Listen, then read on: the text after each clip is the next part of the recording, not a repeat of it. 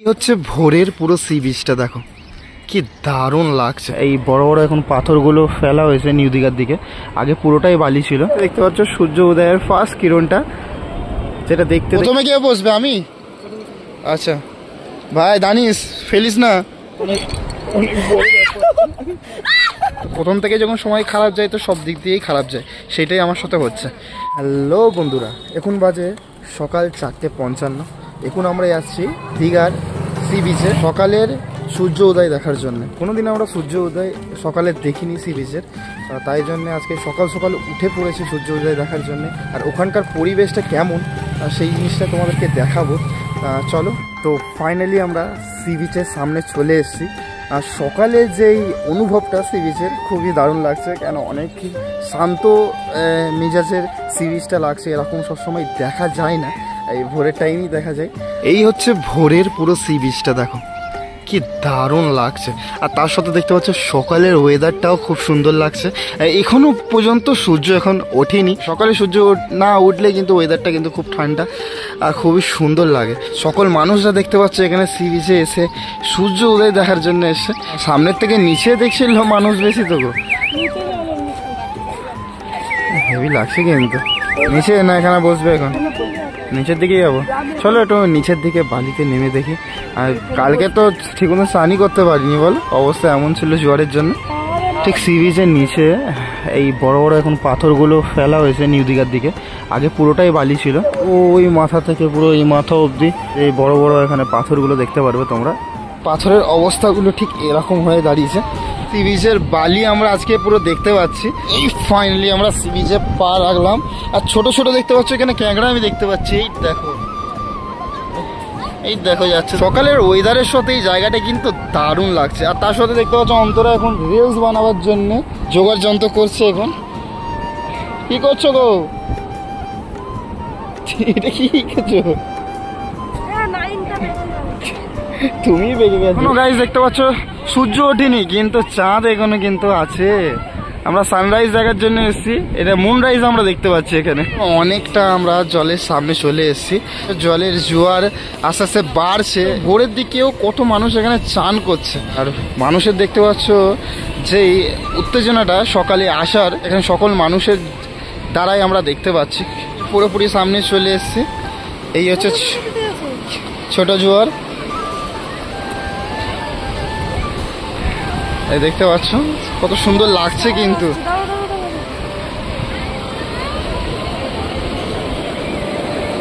সময়টা মানে স্নান করে কিন্তু খুবই শান্তি। যে টাইমে আমরা কালকে এসেছিলাম দুপুরের দিকে, পুরো ওই যেই দেখতে পাচ্ছ পাথরগুলো ফেলেছে, এই পাথরের উপর অব্দি জল চলে আসছে। মানে চান করতে কেউ আসতে পারছিল না। তাও দুটো ছেলে মনে হয় জবরদস্তি আসার দেখা দেখিতেই সাহস করে আরও 3-4 জন আসলো চান করার জন্য। এখনো পর্যন্ত দেখতে পাচ্ছি সূর্য এখনো ওঠেনি। যখন সূর্য উঠবে সেই যেই সময়টা, সেই সূর্য ওঠানোর যে ফার্স্ট উদয়টা, সেটা তোমাদেরকে দেখাবো। আমরা ছিলাম অনেকটা ওই জায়গাটাই, এখানে চলে এসেছি জলের স্রোত বাড়ার জন্যে। ঘোড়া সাবারি কত দাদা? 100 টাকা করে। কতক্ষণ এটা করবে? 1 রাউন্ড বলতে কতটা? অনেকটাই যাবে নাকি? এর নাম কি আছে দা? দানিশ। আচ্ছা, দুজনে 300, 150। আচ্ছা, আর একজনের হচ্ছে 100। একজন। ওরে বাবার অবস্থা দেখো, ও ভয়ে ভয়ে চাপছে। দেখো দেবে না তো? ঠিক, ওটা দেখি তো। প্রথমে কে বসবে? আমি। আচ্ছা ভাই দানিস, ফেলিস না।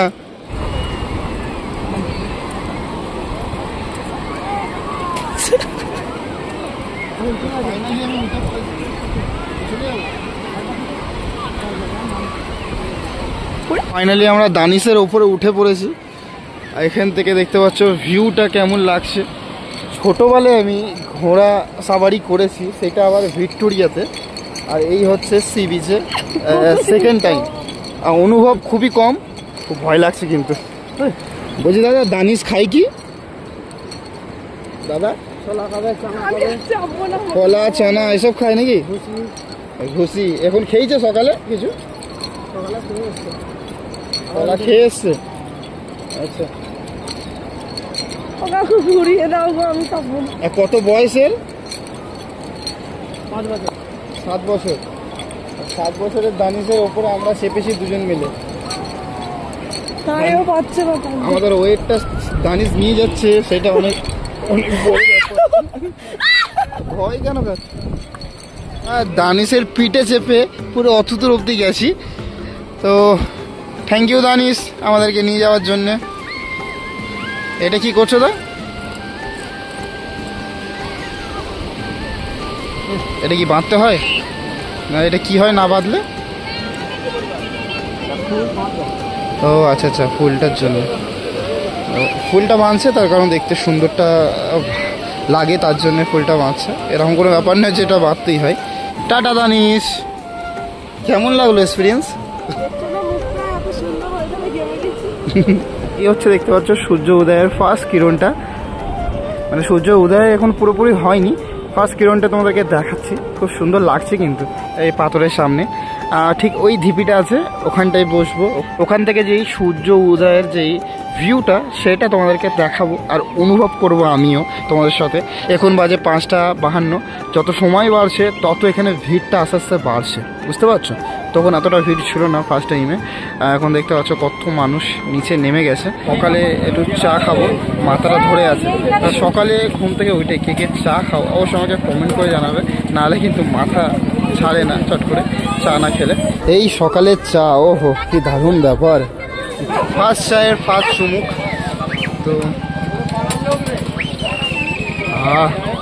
মন শান্তি হয়ে গেল। টিভিতে নেমে আমরা এত উৎপাত করার পর সত্যি শরীরটা ক্লান্ত হয়ে গেছে। আমরা এখানটায় বসে আছি, এই যে মাঠটা আছে তার মধ্যে বসে আছি। এখানে দেখতে পাচ্ছি সূর্য উঠেছিল, তারপর আবার মেঘের মধ্যে সূর্য আবার ঢেকে গেছে। কখন উঠবে সূর্য ওঠার জন্যই বসে আছি, না হলে রুমে চলে যেতাম আমরা, কেন আমরা অনেকটাই শরীরটা ক্লান্ত হয়ে গেছে। এখন সময় হয়েছে 6:32। এখনো পর্যন্ত সূর্য দেখতে পাচ্ছি না। এখান থেকে উদয় হয় সূর্য, এখন দেখতে পাচ্ছি না। তার কারণ হচ্ছে মেঘে ঢেকে দিয়েছে, মানে বৃষ্টির ওয়েদারের টাইপের মতন হয়ে গেছে। এখন মানে সূর্য উদয়টা দেখার নতুন অনুভব করব, সেইটার মানে আমার ভাগ্যটা নেই। যখন থেকে এসেছি তখন থেকেই ভাগ্য খারাপ যাচ্ছে। প্রথম কথা হচ্ছে রুম বেশি টাকা দিয়ে কিনতে হয়েছে, তারপরে হচ্ছে এখানে স্নান করতে পারলাম না জোয়ারের জন্যে, তারপরে সকালে উঠে সূর্য উদয় এখন দেখতে পাচ্ছি না। প্রথম থেকে যখন সময় খারাপ যায় তো সব দিক দিয়েই খারাপ যায়, সেটাই আমার সাথে হচ্ছে। দেখি আর 5-10 মিনিট দেখবো যে কখন সূর্য উদয় হয়, সেটা যদি দেখাতে পারি ভালো, নাহলে বাড়ির দিকে চলে যাবো। জলের স্রোতটা দেখতে পাচ্ছ কতটাই বেড়ে গেছে। আমরা ওই মাথায় ছিলাম, এখন দেখো এই পাথরের কাছে জলটা চলে আসছে আস্তে আস্তে। খুবই সুন্দর পুরীর জগন্নাথ মন্দিরটা এখান থেকে আমরা দেখতে পাচ্ছি। এর জন্যে অ্যাকচুয়ালি আসা এখানে। ওয়েদার দেখে মনে হচ্ছে না এখন সূর্য ওঠার পরিস্থিতিতে আছে, তার কারণ হচ্ছে মেঘের অবস্থা দেখতেই পাচ্ছ কিরকম মেঘের অবস্থাটা হয়েছে। মনে হয় বৃষ্টি হতে পারে, যা মেঘের অবস্থা দেখছি আমি। এখন বাজে বাক্কা 7টা, এখনও সূর্য ওঠেনি, মেঘের অবস্থা খারাপ বলে। যতটা দেখিছি বেশ অতটাই সূর্য কিরণ ধরে রাখতে পারো, ওইটাই সূর্য উদয় হয়েছে আপাতত সময় এতটাই খারাপ বলে। এবার আমরা রুমের দিকে যাচ্ছি। এই সি বিচের এতটা সকালের ভিডিওটা কেমন লাগলো অবশ্যই আমাকে কমেন্ট করে জানাবে। আর নেক্সট ব্লগে খুবই তাড়াতাড়ি দেখা হচ্ছে। ততক্ষণ সকলে সুস্থ থেকো, ভালো থেকো, আর আমার ব্লগ দেখতে থাকো। চলো টাটা, বাই বাই।